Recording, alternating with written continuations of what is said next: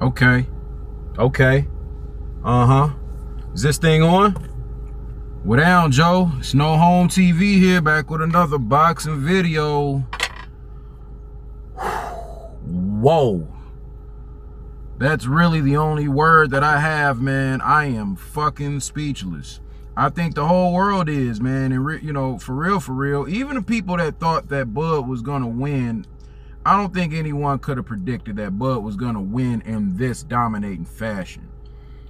Like, me, myself, personally, I could have seen it being like, or what I saw it as, like, you know, would be a ebb and flow fight, back and forth. You know, sometimes this guy has the upper hand, sometimes this guy's getting off the better shots, whatever, right?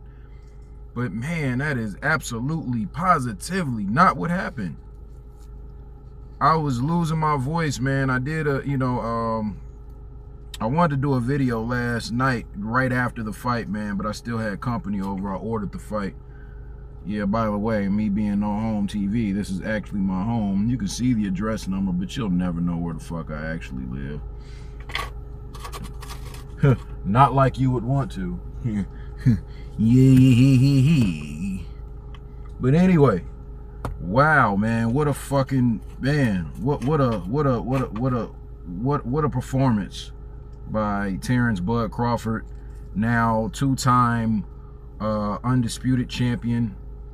Two-time undisputed champion. The first male to do it. I know they keep saying the first male because of Clarissa Shields, and as much as I love and respect Clarissa Shields, that's WNBA shit.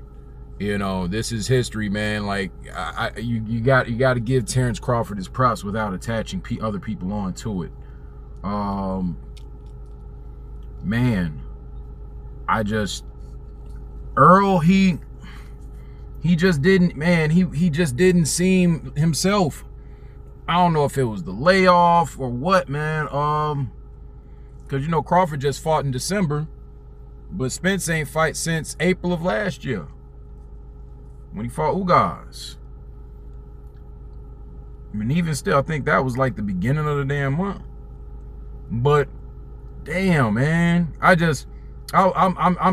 like, I was just going into this fight. The only thing I didn't want it to be a complete wash, because then the discredit comes from these fucking casual boxing fans. It's like, nah, man, these was two top tier motherfuckers, man, at the height of their class, man. But Bud was just a little bit sharper, man, and not only did it show, but it spilled out. It was one of those things where, you know, both dudes are so high level and both dudes know each other to be high level. So the first one to find a kink in the other one's armor, he's going to take full advantage of it, man. I said that, and I knew it was going to happen, but I didn't know it was going to happen in that dominated fashion. Like I said, I thought it was going to be at least back and forth for a while. But honestly, you can swing round the first round to Errol Spence. Although the most telling shot in the first round was this really sharp piston-like jab that Terrence Crawford threw and jerked Errol's head back. But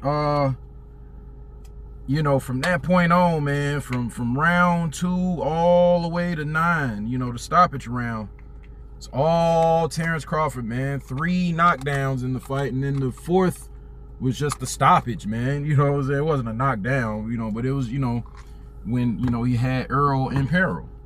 Not trying to rhyme, it just happened. But damn, man. Salute to Terrence Bud Crawford. Sky's the limit for him. What does he do next? I don't know. I heard that, you know, Errol is going to enact his rematch clause. Me personally, I don't feel like he should. I think Terrence just showed he was levels above Errol, and that he was able to nullify all the things that Errol was able to do good in fights. Errol was not able to go to the body, and when he started trying to jab to the body in order to get in close, in order to land those real hard looping shots to the body, you know, that was when the first knockdown came around too. And if you notice, Bud jabbed to Errol's body first, then Errol jabbed down to Terrence's body, and then that's when Terrence, you know, kind of, I guess he knew he was going to copy him. That's when he came over the top with that 1-2. and sat Errol down, albeit it was kind of a flash knockdown, but I mean, you get the gist, man. I ain't gonna lie, man. When the first knockdown happened, that early, I was like, yeah, I know who's gonna win this one. It's all downhill from here.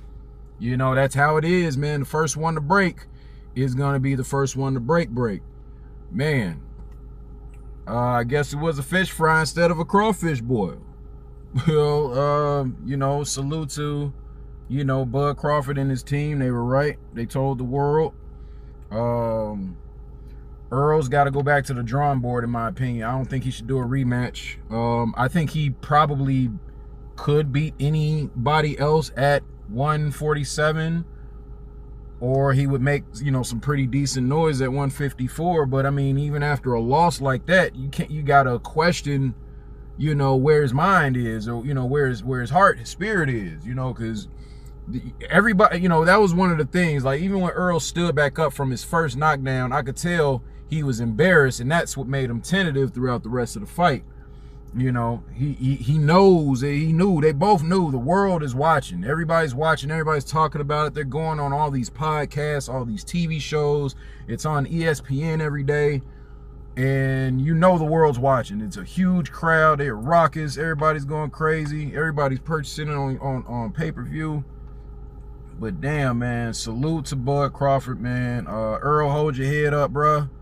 You know, it just wasn't your night. You look lethargic. You look slow. I don't know if it was, you know, trouble with him acclimating to the weight. I don't know if it was the long layoff. I don't want to give any credence to the accident, because, you know, he's come back since the accident and looked phenomenal against high-level competition. It's just that, you know, Terrence is on another level. And I really and truly feel like that Terrence is going to go up to 154 eventually and fight for undisputed at 154. But that's a messy situation, because now you got Jermell Charlo going up to fight Canelo.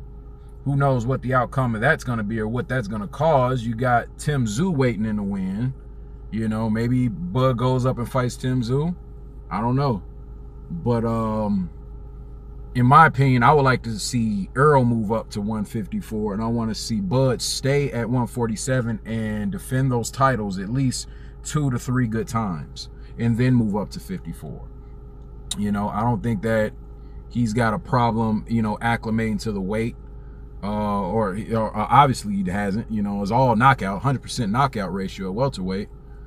I think he's comfortable at the weight. I think Errol waited too long and let him grow into the weight. You know, he should have probably just unified with him out the start, but that wouldn't have made this fight as big. But man, I want to see Bud versus the likes of like Boots Ennis or Stanionis, who I think is a dynamic fighter. It would have been great if Virgil Ortiz was still in the mix, but, you know, he's having health problems. From what I hear, they think the remedy would be for him to move up to 154, which I think is ridiculous. I mean, what difference does it make how much you weigh? It's not about how much you weigh. It's about, you know, what's going on with your system. But man, G, end of the day, salute to Bud Crawford for being an undisputed champion. Outstanding performance, his best performance of his career, hands down. He dispatched of Errol way quicker and more vicious than he did Sean Porter, than he did Kell Brook. You know, he made Errol look like fucking Amir Khan. So I don't know where Errol goes from here, but I mean, they better figure it out, because this is a career-ending, you know, type of event. So we'll see what happens in the near future, y'all. But this No Home TV, man. I'll be back with another one. Peace.